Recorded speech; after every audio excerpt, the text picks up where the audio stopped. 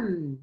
Today we're going to be speaking with the delightful Jane Libas from Umbrella Family Law.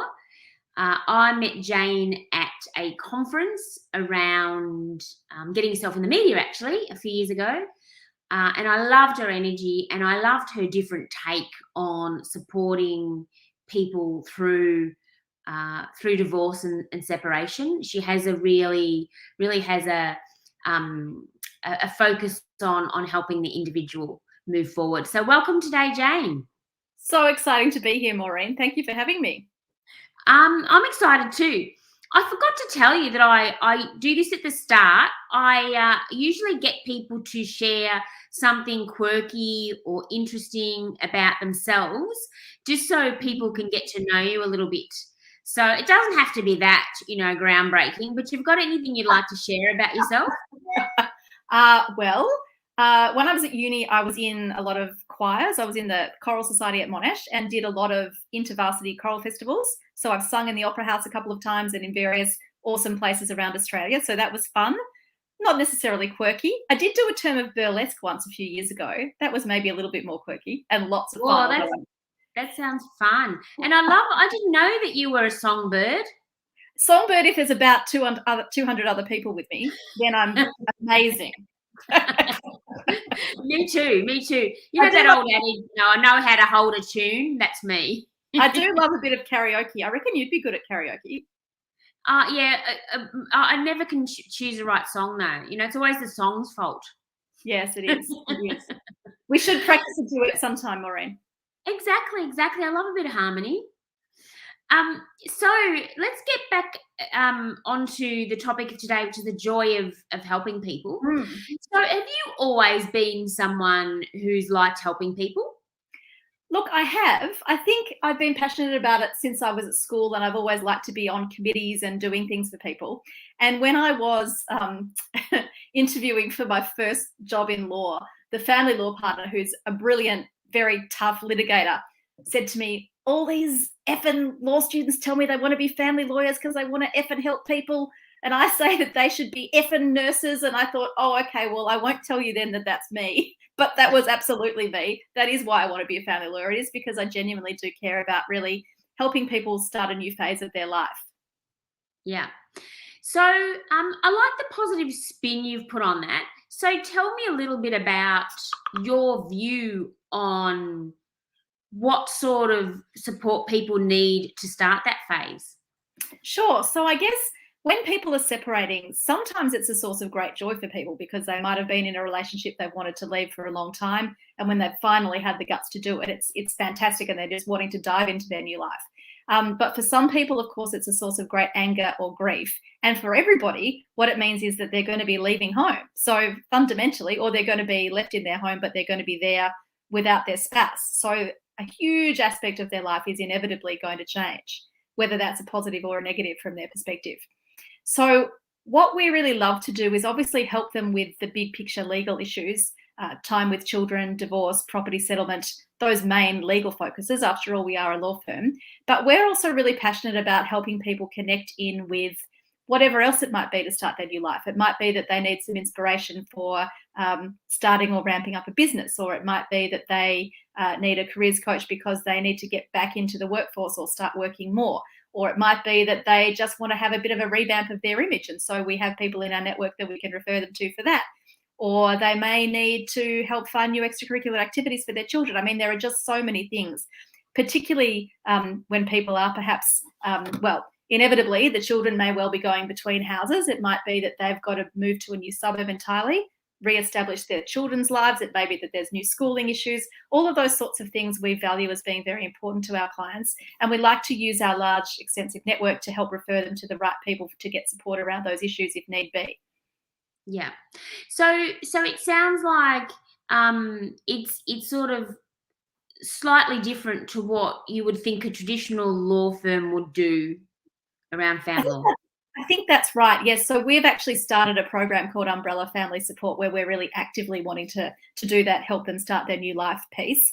I think that to some extent, many family lawyers would refer to the basics around financial planners, for example, and psychologists. but getting into that really sort of minutiae and wanting to get into the fundamentals. For example, I was helping a client find a new church for her daughter the other day, helping somebody else because she's decided she wants to get a wetsuit so she can go swimming in her pool. So I was inspiring her around that. I think that level of granularity, trivial though it may seem, but is something that we do more than other firms would do. Yeah. And how much impact do you think one of those small things, like actually having a wetsuit to feel comfortable to get into the water, has? Well, I mean, that may seem flippant, but in the case of this woman, she has been a long-time sufferer of family violence. She had a really difficult situation in her relationship. And to be able to feel free to be able to go and swim in her pool in a way that makes her feel comfortable, where she can then be in her own space and doing her own thing, that's actually a big impact. And to have somebody that's kind of bothering to hold her hand and be supportive of that, you know, it can be huge for people, because not everybody has, you don't necessarily get into the minutiae of those sorts of things with your friends or family, and friends or family aren't necessarily going to do it in a planned way. So again, whereas on the surface it might seem trivial, if you're looking at that as part of a more structured, what else can we do to help you start your new life? And in the case of this person, there were bigger things as well, but that's just an example of kind of the level of detail that we're happy to go to. I remember once actually early on, we had a client who was moving house, and we just sort of met her for a welfare check, Eve and I, my business partner, and Eve said to her, do you need us to, you know, come and pack some bags? We haven't actually done that yet, but, you know, there is just that level of genuine care that we have for our clients, which we find makes our work more rewarding, and I think also would make their experience as clients more rewarding as well, ideally. Yeah. And I wasn't being flippant at all. I had a friend who separated, and the husband always did mow the lawn, and it was overgrown, and I think it was symbolic for her, and it sounded like such a simple thing, but she was really stuck. Yes, absolutely. I didn't think you were being flippant, but as I was hearing it, I was thinking, God, I can imagine some family lawyers thinking, really, that's important to you? But I knew you get it. And absolutely the mowing lawn, some of that detail absolutely is so important to people. So yes, if somebody said to us, hey, do you know someone that can mow the lawns? We would find somebody in our network, just as you would, because it's so great being able to connect people who need things. Yeah. And do you find that men and women need to be supported differently? I think that they do, and it's interesting. So far, it's women that I'm working with in our more the support service, the specifics, and the kind of granular detail. In our client base generally, absolutely, men need to be supported as much as women, and maybe differently than women. I think from a practical perspective, if we're looking at what they might need in their household, it's probably that men stereotypically, but also in my experience, would need maybe more help with things like, God, how am I going to do the cooking? Or, oh my God, I've got to take my daughter to ballet. How am I going to do my ballet bun? That's, you know, these sorts of things. And in fact, we did run a couple of workshops teaching dads how to do their daughter's hair, because we identified that as a real gap for some of our blokes who are spending time with their children. In fact, I had one beautiful client recently who said that he got a hairdresser to come to his house on the morning of the school photos because he wanted his daughter to look really good that day. So I think that, yes, there are different things that each gender has that they need additional support with. But they both genders, of course, need somebody who understands what's going on for them emotionally. The beautiful story, actually, is that I had a client who had taken his wedding ring off. And you know how the ring is supposed to be a symbol of eternity and being together forever? And so he had sawn through his ring, so beautiful, because the eternity was broken, because their relationship was over. And I just remember being really, really touched by that. And I was talking to, and in fact, he asked me, we were in court, can you give this to the barrister to give back to my ex-wife? And the other lawyers that were there, just bless them, just didn't get the kind of the symbolism and the heart of that. But that was really deep for him, and he was grateful to be able to have somebody that he was talking to about that who kind of got what he meant and the symbolism of that. So yes, I think both genders need support. I think they need it differently. I think sometimes men are less obvious about needing a high level of emotional support, and you've got to dig a little bit more for that. Yeah. So just with the ring example, so it is, so he in a way was doing it out of active, I don't know, it wasn't active love, but it was like symbolic for his wife as Yeah. well.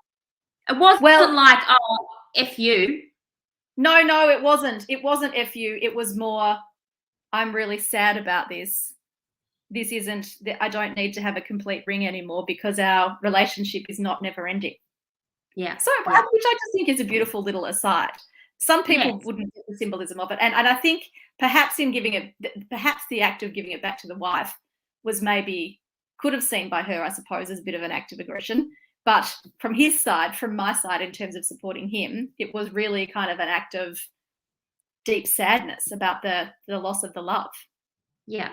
And that, on that point, I feel a lot of people, the stereotypical divorce is always anger and, you know, even potentially sometimes, and maybe unfairly, more anger on the from the male because they express it differently. But it sounds like there's a lot of sadness there from both sides.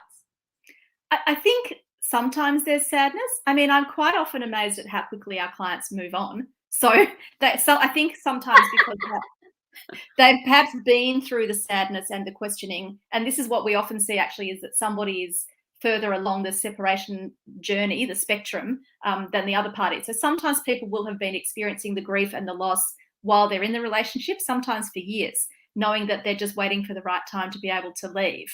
So those people won't necessarily have the anger, and then it might flip, and it's the person who's been left in a way that they consider to be totally out of the blue.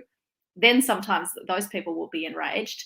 I think your question was about gender in terms of anger. I think that stereotypically men express anger in a manner that's seen to be more explosive. I mean, that's all the talk around family violence in that space, isn't it? And so much of the language in that space is gendered, with men being seen as the perpetrators. Because I think maybe in some cases they haven't been taught by society to express their, I suppose, fear, sadness in a way that's soft rather than in a way that's more aggressive. Yeah, really fascinating stuff. I think we could have a whole other long conversation about that one. So, and I always like to throw this out there. So, a lot of the stereotypical opinions around lawyers, avoid them. So, I've got friends who go, you know, and they tick if they can break up and avoid a lawyer. So, because they take a lot of time, they just want to get you to court, they cost a lot of money, all those sorts of things. So, what's your response to that? Well, my response to that is that often that's true, although many people in my profession would say it's not, but I think it is, and I can see where the stereotype comes from. In fact, the government could see where that stereotype comes from too, because the rules changed on the 1st of September to really slow things down. So whereas it was quite common that you could kind of see a client 1 minute and have them in court the next, we now have to, even when it comes to property matters, we have to file what's called a genuine steps certificate to say that we have tried to resolve things and we've told the other side what orders we'd be seeking, and really slow the process down so that we can't just dive into court anymore. So hopefully that will start systemically to change the way that people are thinking about lawyers, because they won't be allowed to do what they used to in those sorts of firms. But I think also that, yes, there is a perception that once you go through the door of the lawyer's office, it's going to turn into a war. What I would say around that is that I think a lot of what we call the new law firms are very much now trying to work with couples in a more positive, less adversarial way. There's getting to be the rise of collaborative practice, and in Victoria, there's the Victorian Association of Collaborative Professionals, and those of us who are members of that work with couples around the table, often bringing in a financial professional and a psychologist as well, to really work on what's important to that particular family and their interests and goals, and looking at that rather than just the stereotypical legal model of, 60% to you and 40% to you, and the fighting kind of adversarial take. So I totally see where that perception is coming from, but I think that slowly, the profession is changing around that. And certainly at our firm, we're very much open to people who come to us and saying, look, we've reached this agreement, we just want you to draft it up for us. Can you help? And absolutely we do. I actually had a woman come to me once crying because she'd been through a number of lawyers who wouldn't write up her agreement because it was unfair to her, and they were really just itching to make that something bigger than she needed it to be. But we and many other firms now are happy to just say, okay, we'll give you advice to say that we think it's unfavourable within the legal guidelines. But if you want to do it, we're not going to stop you reaching agreement and getting on with your life. Yeah. And I think that's really important, that point there, that what is fairness? To one person, it's different to another. Such a great point. Absolutely. And many people also take the view ultimately that maybe this isn't so much about fairness as about just kind of life balance, but they want to get on with their life, so they're prepared to make concessions for that. But I think also sometimes there are things that the law doesn't take into account as deeply as somebody might personally. For example, the treatment of inheritances or initial contributions. Sometimes the reality is that people have a family home now because one spouse had an asset when they entered the relationship, or maybe they were gifted an inheritance early in the relationship. And the law kind of diminishes the value of that over time. But in the terms of the dynamic of the couple, that's huge value. They may not have had what they're dividing if that person hadn't brought it in. So sometimes clients are prepared to see it in kind of more of a moral and humane sense rather than taking the strict legal approach. So that is about perhaps life fairness versus legal fairness. Yeah. And just another point that I'm always interested in is at what point should people come and see you? So it sounds like at the moment there's sort of a continuum of different points. Like there's someone who's come to you when they've already decided everything. And I'm sure there's people who come to you, and confide in you early on. And I know that now it's not just straight legal support. You've got other avenues of support. Yes. So what are your thoughts on the best time?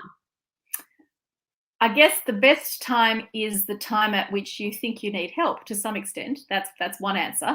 But also often people will come to us when they're contemplating separation because they want to understand what it's going to look like.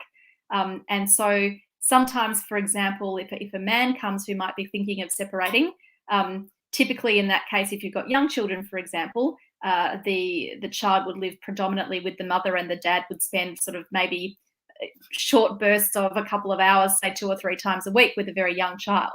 Well, if somebody, and in fact, I did have a client who came to me thinking of separating, who then decided to wait a couple of years and stay in his relationship because he didn't want to have such minimal time with his child and he wanted to wait until they were more of an age when the time would be better. So really, I think probably at the point you're thinking about separation is a great time to get some sort of legal advice. But you want to get advice that's also going to help you talk about the possibility of counselling and referring you out to maybe deal with the relationship issues. And otherwise, I think if you haven't got advice pre-separating, then I think that early in the separation is also a good time to get advice, again, that's not going to be adversarial and positional, but just helps you understand, A, the range of services that are available to you, and B, broadly, what the issues to consider are in terms of the big pictures around property settlement, financial support, and the way that the law looks at time with children, for example, so that you can perhaps mould what you do a little bit so that it will help you ultimately get an outcome that's going to feel best for you. Okay, great. And another thing that always fascinates me too, there's certain industries where you go in and it's almost like you go in a bit blind around what the costs are going to be, etc.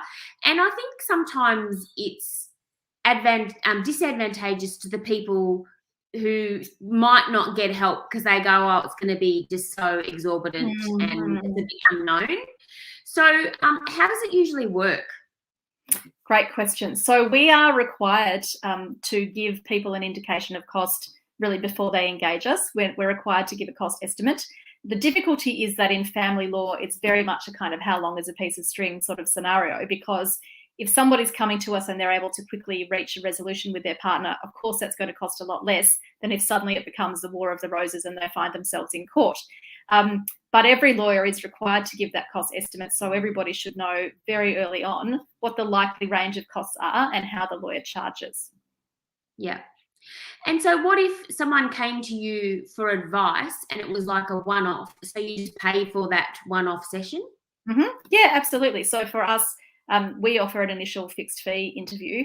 And of course, that's the client's only obligation. We always say, if you never come back to us, all you need to do is to pay for today, and then off you can go. But after that session, we would then, and we give very particular advice. I think because we do love helping, we give a lot of advice away in that first meeting, which we are keen to do, to really give people the tools to be able to resolve things themselves if there's a chance of it. But also from that first meeting, we can then get a better sense of the work that might be involved, and this would be the same for any firm, and give some sense of the range of likely costs. Yeah, great. And so, this is all about the joy of helping. And we've talked about when you started out, that's, really what you want to do. Yes. What sort of flow-on effects do you think helping has for yourself and those people you help? Well, I think for us, and we're all very much like this at our firm, we just love, whether it's a client or whether it's somebody in business, and you and I have discussed the fact that we're both big networkers and we love kind of being a go-to for connecting people. I think there's a real buzz in being somebody who is seen as somebody that is kind of caring and trusted and has a desire to, it is very Pollyanna, but to kind of has a desire to help improve somebody's situation. So, we're always on the outlook, whether it's a client or whether it's somebody in business, to help people make connections.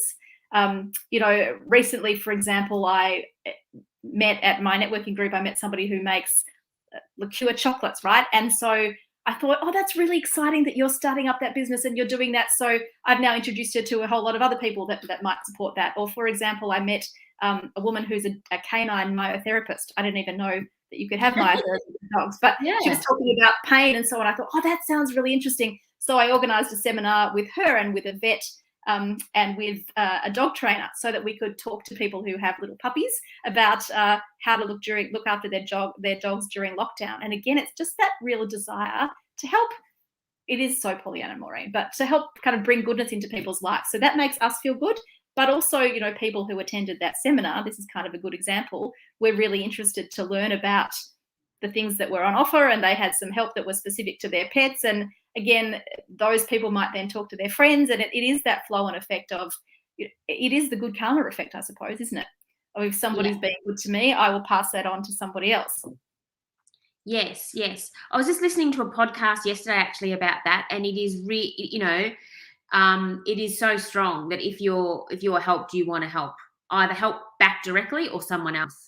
Yeah, absolutely, because it just inspires you to care for people, doesn't it? And I think actually we've seen that massively during COVID, haven't we? In terms of all of even just online, the number of groups that have formed. And, we've got a street WhatsApp now. So if we've got, somebody's got a spare onion, they'll stick it in the chat and somebody else will grab that. And, basic sort of grassroots stuff, which is probably perhaps a bit like old school community, but something that we've very much lost, I think, in the pre-COVID kind of digital self-focused age. But I think all being locked down and being without kind of our usual sources of support has made people need to be more resourceful as well, and also wanting to give back more. Yeah. We've got a Richmond group, Facebook group, and Richmond's a big, inner suburb. Yeah. And I'm amazed at people going, hey, I've left some veggies out, or I've put some books out if anyone wants to swap, or, hey, has anyone got any packing boxes? I'm like, are we in that country town? This is brilliant. Yeah, we often do that as well. And somebody will like, oh, I've got a bunch of leeks. I don't want to have, I don't want one. And people will grab it. Or, I've used this shampoo. I didn't like it. Does anybody want it? But I think it's really nice actually using new age technology like Facebook in particular for that kind of old school community building. I think it's so beautiful and exciting. Yeah, I've actually got this bike that I can't put together, and someone can't come into my house. I'm like, I'm going to put it out in the street or the driveway and just write a message going, I'll pay you $50 if you come and put my bike. Well, that would be where Airtasker would come in, Maureen, wouldn't it? Yeah, but I just don't. I want to even offer it to. Yeah, sure, we could do that. It's just easy in the community because I'm sure there's someone around the corner who could just go, yeah, sure, That's which is good. And I think without COVID, but also without using those sorts of groups online, you just wouldn't do that randomly, would you? It's so nice. No. So again, obviously you see like the woman who founded Good Karma, people are generally getting the message that it's great to help. And there's so many now I see sort of helping the aged groups, plus not to mention, asylum seeker resource support and all of and family violence and all of these sort of niches as well, where people are really starting to see that it's positive to provide support. Yeah. And what does it do for you personally? It just gives me a sense of satisfaction, full stop, really. It makes me feel good and brings pleasure to my day to know that I'm helping somebody else. I think for me, if I wasn't a lawyer, I would have been a counsellor, because I do have that kind of natural desire to, and it's such a privilege as well. Like, to have somebody in the family law space, but in any helping space, to have somebody kind of let you into what's going on in their life and to trust you with being able to support them. Such an honour and a privilege. And so that's a buzz too, and a real joy.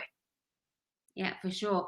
And so if people are feeling, connected to you right now and are feeling like, I wouldn't mind having a chat to Jane or finding out, being able to pick her brain, what's the best thing for them to do? The best thing to do is to email me, jane@umbrellafamilylaw.com.au.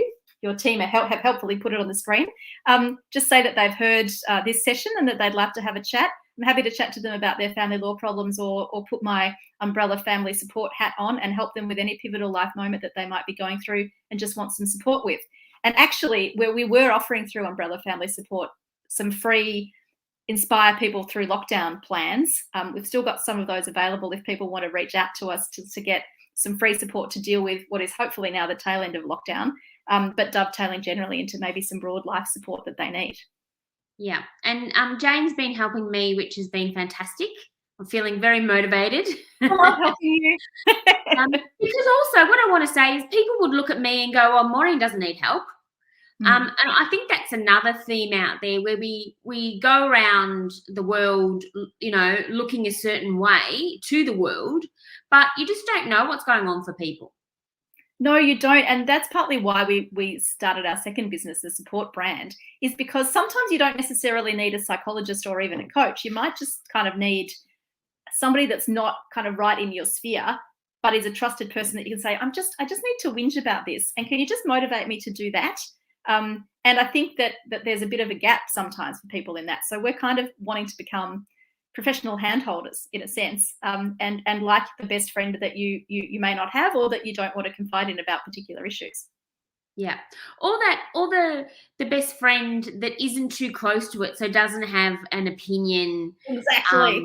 Like they don't know you too well, or go, well, you always do this, or Yes, or I never liked them, or that was never good for you, or yeah, that's right, because you do bring baggage as a best friend, don't you? Yeah. And also, I think with even support with Umbrella Family Law, it is good. Sometimes you're just too close to your shit, aren't you?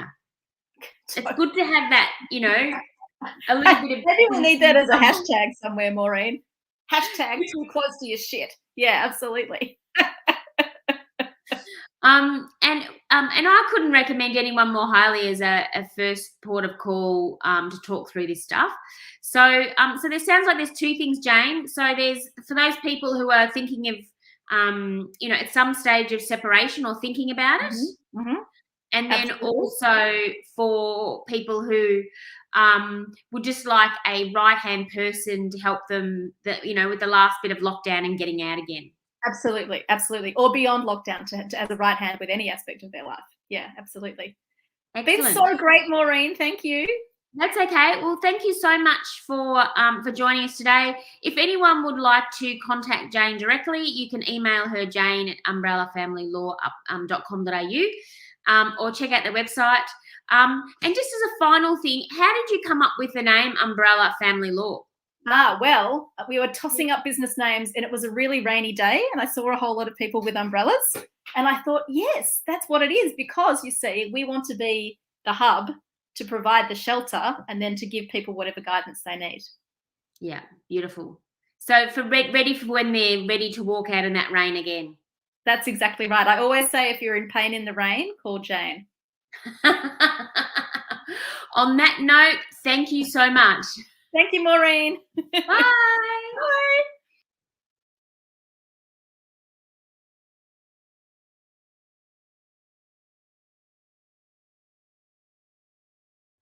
So if you'd like to see more interviews with amazing business owners sharing extraordinary insights, click subscribe, then click the bell button, then click all, and we'll notify you.